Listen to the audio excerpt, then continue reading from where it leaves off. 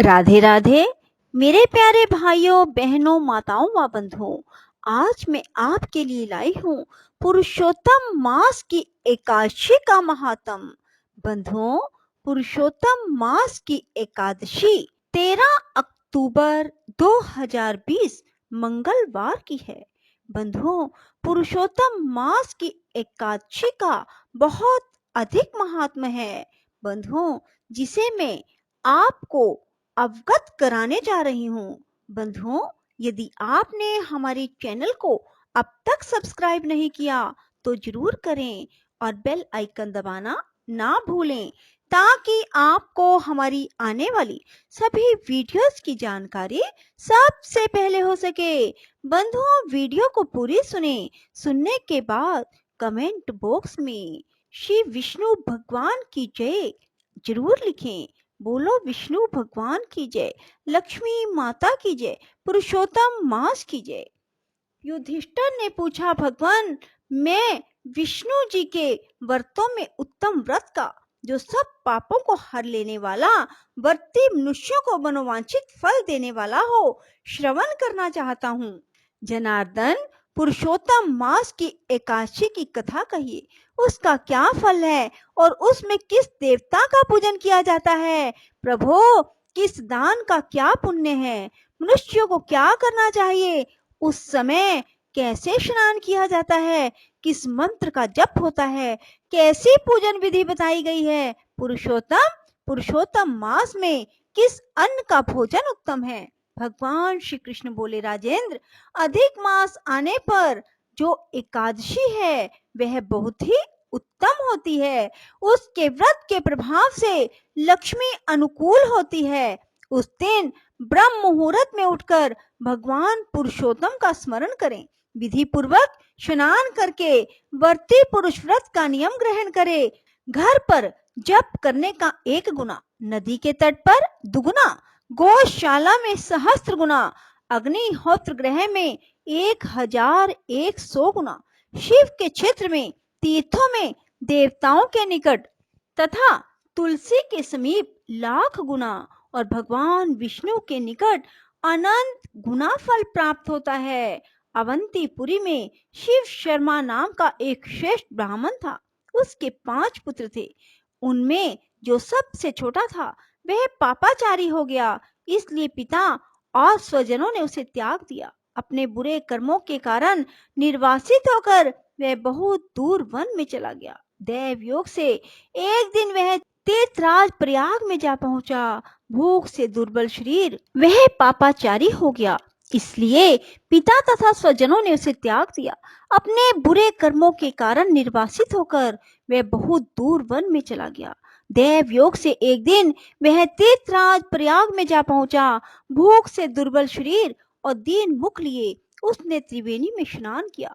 फिर क्षुधा से पीड़ित होकर वह वहां मुनियों के आश्रम में खोजने लगा। इतने में ही उसे वहां हरि मित्र मुनि का उत्तम आश्रम दिखाई दिया। पुरुषोत्तम मास में वहां बहुत से मनुष्य एकत्रित हुए। आश्रम पर पाप नाशक कथा कहने वाले ब्राह्मणों के मुख से उसने श्रद्धा पूर्वक पुरुषोत्तम मास की एकादशी की महिमा सुनी, जो परम पुण्यमयी, भोग और मोक्ष प्रदान करने वाली है। जय शर्मा ने विधि पूर्वक पुरुषोत्तम मास की एकादशी की कथा सुनकर उन सब के साथ मुनि के आश्रम पर व्रत किया। जब आधी रात हुई तो भगवती लक्ष्मी उसके पास आकर बोली, ब्राह्मण, इस समय पुरुषोत्तम मास की एकादशी के व्रत के प्रभाव से मैं तुम पर बहुत प्रसन्न हूँ और देवादिदेव श्री हरि की आज्ञा पाकर बैकुंठ धाम से आई हूँ। मैं तुम्हें वर दूंगी। ब्राह्मण बोला, माता लक्ष्मी, यदि आप मुझ पर प्रसन्न हैं तो वह व्रत बतलाइए जिसकी कथा वार्ता में साधु ब्राह्मण सदा संलग्न रहते हैं। लक्ष्मी जी ने कहा, ब्राह्मण, एकादशी व्रत का महात्म श्रोताओं के सुनने योग्य सर्वोत्तम विषय है। यह पवित्र वस्तुओं में सबसे उत्तम है। इससे दुख स्वपन का नाश और पुण्य की प्राप्ति होती है। इसका यत्न पूर्वक श्रवण करना चाहिए। उत्तम पुरुष श्रद्धा से युक्त हो। एक या आधे श्लोक का पाठ करने से भी करोड़ों महापातकों से तत्काल मुक्त हो जाते हैं। जैसे मासों में पुरुषोत्तम मास, पक्षियों में गरुड़, नदियों में गंगा श्रेष्ठ है, उसी प्रकार तिथियों में द्वादशी तिथि उत्तम है। समस्त देवता आज भी भारतवर्ष में जन्म लेने की इच्छा रखते हैं। देवगण सदा ही रोग शोक से रहित भगवान नारायण का पूजन करते हैं। जो लोग मेरे प्रभु भगवान नारायण के नाम का सदा भक्ति पूर्वक जप करते हैं, उनकी ब्रह्मा आदि देवता सर्वदा पूजा करते हैं। जो लोग श्री हरि के नाम जप में संलग्न हैं, उनकी लीला कथाओं के कीर्तन में तत्पर हैं, निरंतर श्री हरि की पूजा में प्रवृत्त रहते हैं, वे मनुष्य कलयुग में कृतार्थ हैं। यदि दिन में एकादशी और द्वादशी हो और रात्रि बीतते बीतते त्रयोदशी आ जाए, उस त्रयोदशी के पारण में 100 यज्ञों का फल प्राप्त होता है। व्रत करने वाला पुरुष चक्र सुदर्शनधारी देवादिदेव श्री विष्णु के समक्ष निमन अंकित मंत्र का उच्चारण करके भक्ति भाव से संतुष्ट चित्त होकर उपवास करे। वह मंत्र इस प्रकार है: एकादश्याम निराहार स्थित्वाहम परे अहनि भोक्ष्यामि पुंडरीकाक्ष शरणम में भवाच्युत। कमल नयन भगवान अच्युत, मैं एकादशी को निराहार रहकर दूसरे दिन भोजन करूंगा, आप मुझे शरण दें। इसके बाद व्रत करने वाला मनुष्य मन और इंद्रियों को वश में करके गीत, वाद्य, नृत्य, पुराण पाठ आदि के द्वारा रात्रि में भगवान के समक्ष जागरण करे। फिर द्वादशी के दिन उठकर स्नान के बाद जितेंद्रिय भाव से विधि पूर्वक श्री विष्णु की पूजा करे। एकादशी को पंचामृत से जनार्दन को नहलाकर द्वादशी को केवल दूध में स्नान कराने से श्री हरि का सायुज्य प्राप्त होता है।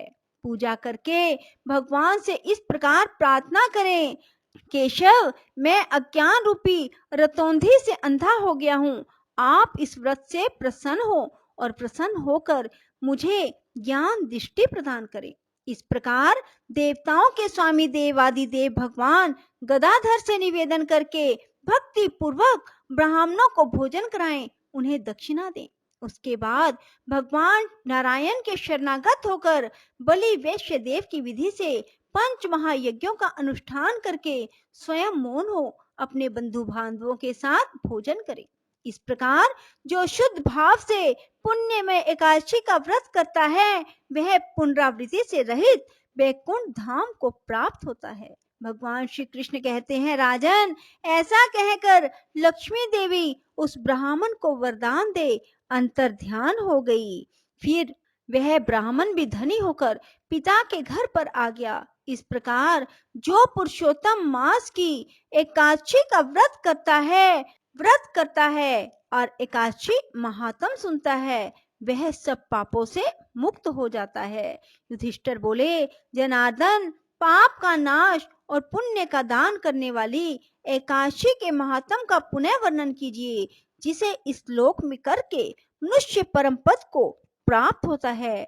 भगवान श्री कृष्ण ने कहा, राजन, शुक्ल या कृष्ण पक्ष जब भी एकादशी प्राप्त हो, उसका परित्याग ना करें, क्योंकि वह मोक्ष रूप सुख को बढ़ाने वाली है। कलयुग में तो एकादशी ही भव बंधन से मुक्त करने वाली है, संपूर्ण मनोवांछित कामनाओं को देने वाली, पापों का नाश करने वाली है। एकादशी रविवार को किसी मंगलमय पर्व के समय अथवा संक्रांति के दिन ही क्यों ना हो, सदा ही उसका व्रत करना चाहिए। भगवान विष्णु के प्रिय भक्तों को एकादशी का त्याग कभी नहीं करना चाहिए। जो शास्त्रोक्त विधि से इस लोक में एकादशी का व्रत करते हैं, वे जीवन मुक्त देखे जाते हैं, इसमें तनिक भी संदेह नहीं है। युधिष्ठिर ने पूछा, श्री कृष्ण, वे जीवन मुक्त कैसे हैं तथा विष्णु रूप कैसे हैं? मुझे इस विषय को जानने की उत्सुकता है। भगवान श्री कृष्ण बोले, राजन, जो कलयुग में भक्ति पूर्वक शास्त्रीय विधि के अनुसार निर्जल रहकर एकादशी का उत्तम व्रत करते हैं, वे विष्णु रूप और जीवन मुक्त क्यों नहीं हो सकते? एकादशी व्रत के समान सब पापों को हरने वाला, मनुष्यों की समस्त कामनाओं को पूर्ण करने वाला पवित्र व्रत दूसरा कोई नहीं है। बोलो विष्णु भगवान की जय, लक्ष्मी माता की जय। राधे राधे। जय श्री कृष्णा। बंधुओं, यदि आपको हमारी वीडियो पसंद आए तो इसे लाइक करें और शेयर भी जरूर करें। धन्यवाद।